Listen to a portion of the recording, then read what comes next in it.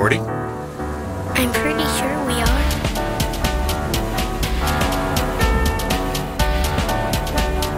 This is Meet the Ocean Kids Talk.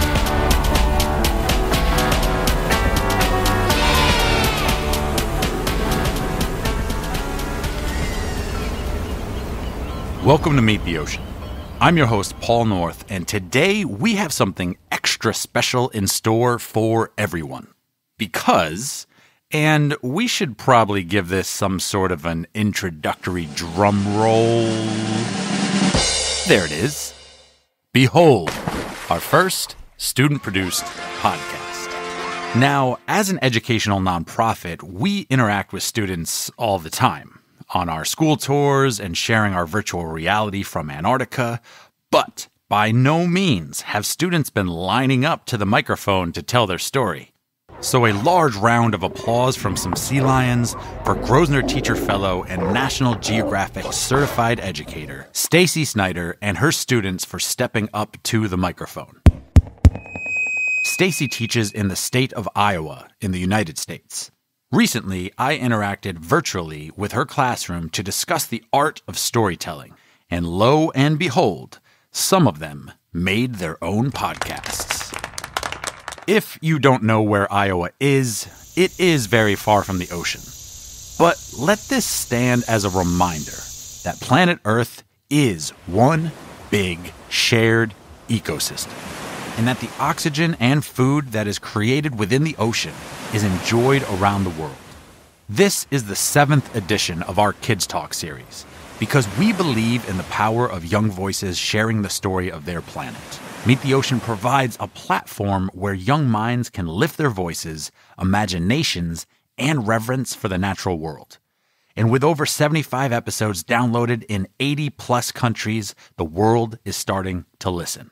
To continue to build this community and these educational opportunities, we need your help. Meet the Ocean is a listener-supported nonprofit. You can always find more podcasts, underwater creatures, and ways to donate to our educational outreach on our website, meettheocean.org.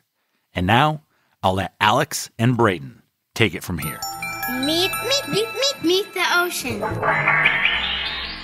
Today I'm going to interview my classmate Brayden about his first and only visit to the ocean.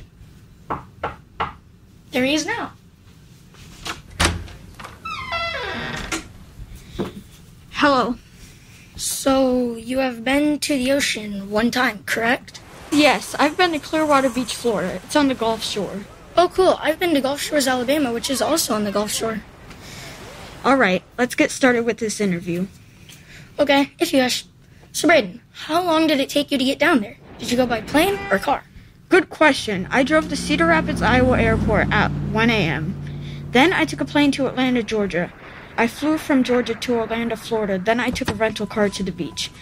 So it took about 13 hours.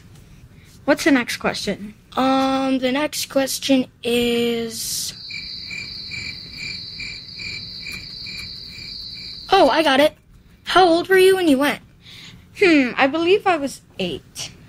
What did you think of the ocean when you first saw the ocean? When I first saw the ocean, I was amazed. When you look out to the water, you can see downpour on the horizon, and it's such a great sight. I was so fascinated by all the fish and how beautiful the ocean really is. What did you do on the beach? Did you make a sandcastle? I know that I like making little volcanoes with some wet sand that I pick up with small buckets, then I pile them on top of each other and flatten out the sides of the sand. Wonderful question. When I was on the beach, we picked up giant clams and watched them dig in the sand. It was so cool, because when you put them down on the wet sand, they burrow underground. Yes, clams. Clams are fascinating. They have a very strong muscle that allows for some quick digging to escape predators and even some dangerous low-tide scenarios. They also have a heart, a mouth, kidneys, and a nervous system. So think about that for a second.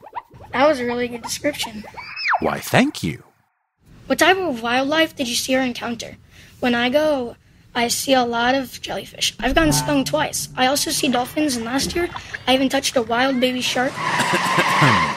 Pardon the interruption. It will be my last, I promise.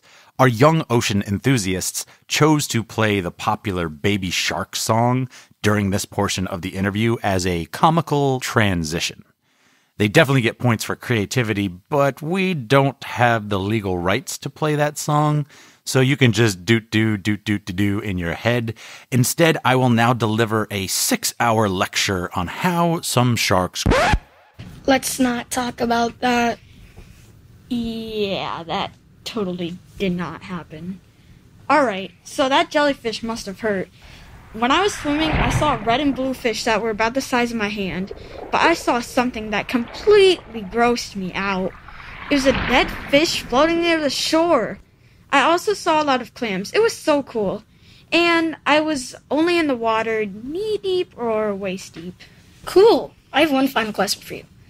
Since we live in Iowa, how often do you think you would go to the ocean if there was an ocean in Iowa? I would see it every other summer if I could. Well, that's all the time we have for time, so bye, Braden. See you in class. See you, folks. Well, I interviewed Braden. Who should I interview next on Ocean Interviews with Alex?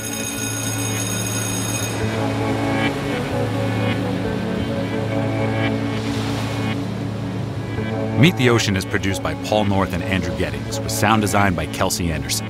Special thanks to teacher Stacy Snyder for inspiring her students to participate in our podcast.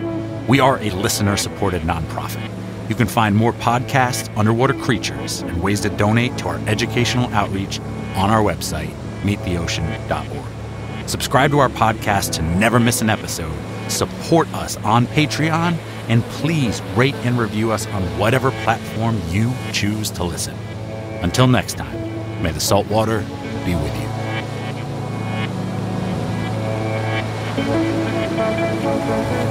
Thank you.